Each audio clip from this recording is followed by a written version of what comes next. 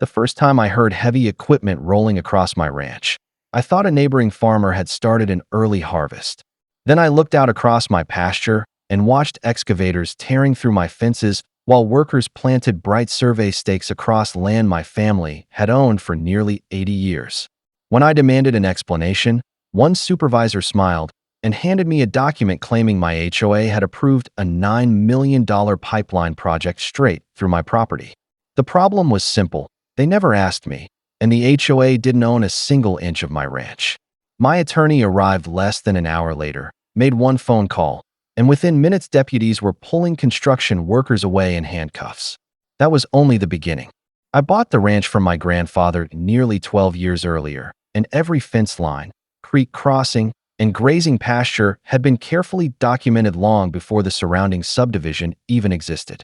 My property sat beside an upscale neighborhood governed by an HOA that loved acting as though it controlled everything within sight. At first, the board limited itself to complaints about my cattle wandering too close to their decorative fence or my tractors creating dust during harvest season. I ignored most of it because their rules stopped at their entrance sign. My ranch was outside the subdivision, and county records made that perfectly clear.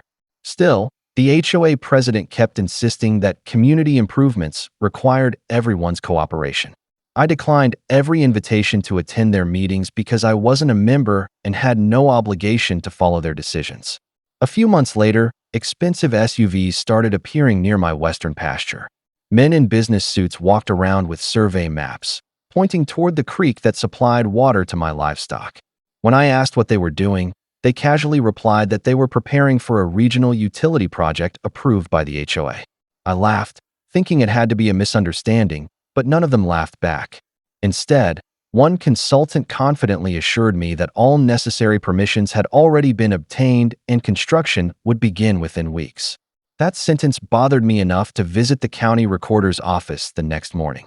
The clerk couldn't find a single easement, agreement, or signed permission allowing anyone to cross my land. Something wasn't adding up. Before I could uncover the truth, the sound of bulldozers echoed across my ranch at sunrise, and I realized someone had decided to move forward without waiting for my answer. I drove straight to the western boundary of my ranch and found a full construction crew already setting up equipment. Workers had removed sections of my fence and marked a path directly through my grazing fields. When I confronted the site manager, he didn't seem concerned at all. He pulled out a folder and showed me a document stamped with the HOA's approval. According to him, the board had authorized the pipeline because it would benefit the entire community and increase nearby property values. What he failed to understand was that a community benefit doesn't give anyone the right to enter private property without permission. I immediately contacted a property attorney who specialized in land disputes. Within hours, she reviewed my deed, county maps, and historical records. Her expression changed when she discovered what the HOA had done. They hadn't purchased land, negotiated an easement, or even contacted me. Instead, they had apparently relied on an outdated neighborhood planning document that mentioned a possible future utility corridor. The HOA board had twisted that language into what they claimed was permission. My attorney sent a formal stop work notice, but the construction company continued anyway. The HOA president even sent me a message claiming I was holding back progress and warned that legal action could be taken against me if I interfered with the project. That was the moment I realized this wasn't a simple misunderstanding. They genuinely believed they could pressure me into surrendering my property rights. My lawyer began collecting evidence from county records, email exchanges, and HOA meeting minutes. What she found was even more shocking. Several board members had discussed the pipeline for months while intentionally leaving my name out of every conversation. They had planned an expensive project on land they didn't own, hoping I would give in after construction started. But they never expected the next step my attorney was preparing. By the following morning, we were ready to make sure everyone involved understood the difference between approval and actual legal authority. The next morning, my attorney arrived at the ranch before sunrise with a folder full of documents and a confidence I hadn't seen before. She didn't argue with the construction workers or waste time trying to convince the HOA board to cooperate. Instead, she walked directly to the project manager and handed him a copy of the official property records showing there was no easement, no right-of-way agreement, and no authorization to enter my land. The manager looked confused because he had trusted the paperwork provided by the HOA. Within minutes, my attorney contacted the county authorities and reported that unauthorized workers were actively operating heavy machinery on private property. The response was immediate. Deputies arrived at the site and requested proof that the company had legal access to the ranch. The crew searched through their files, but the only documents they had came from the HOA. None of them showed ownership rights or permission from me. The atmosphere changed instantly. The same workers who had confidently driven across my fields just hours earlier were now standing beside their equipment, realizing they had been sent into a legal disaster. The project supervisor tried calling the HOA president, but the conversation became heated.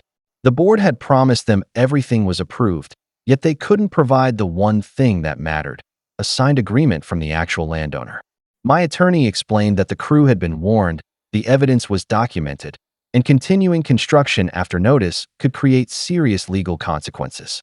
After reviewing the situation, deputies removed the workers from the property and issued trespassing charges against those responsible for refusing to leave after being informed they had no authorization. But the biggest shock came later that day when my attorney obtained copies of the HOA's internal communications. The messages revealed board members knew they needed my approval, but hoped the project would become too expensive to stop once construction began. They didn't just make a mistake, they gambled with my property. And now that gamble was about to cost them far more than they expected. The days following the shutdown were unlike anything I had experienced on my ranch. The same HOA board that had proudly announced their $9 million pipeline project suddenly went silent. Residents who had been celebrating the supposed improvement began asking questions about why their leaders had ignored basic property laws. Once the internal emails became part of the legal record, the truth was impossible to hide. The board had rushed forward because they believed a finished project would make me accept their demands instead of challenging them. My attorney filed claims against the HOA and the construction company for the unauthorized entry, property damage, and the costs created by their reckless decision.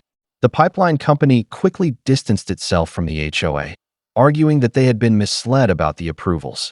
The HOA, however, had no excuse. Their own records showed they had discussed contacting me, but chose not to because they feared I would refuse. Months later, the dispute was finally resolved. The pipeline route was abandoned, the damaged sections of my ranch were restored, and the HOA was forced to cover the expenses caused by their actions. Several board members resigned after residents demanded accountability, and new leadership was elected with a promise to respect property rights. Walking across my ranch after everything was over, I looked at the repaired fences and open fields that my family had protected for generations. The pipeline was gone, but the lesson remained. A neighborhood board can create rules for its community, but it cannot rewrite property ownership or take control of land that belongs to someone else. The HOA thought a signature on their paperwork gave them power over my ranch. They learned the hard way that real ownership comes from deeds, records, and the law, not from a meeting room filled with people who believe they can decide someone else's future. My land was never theirs to take, and they never should have forgotten that.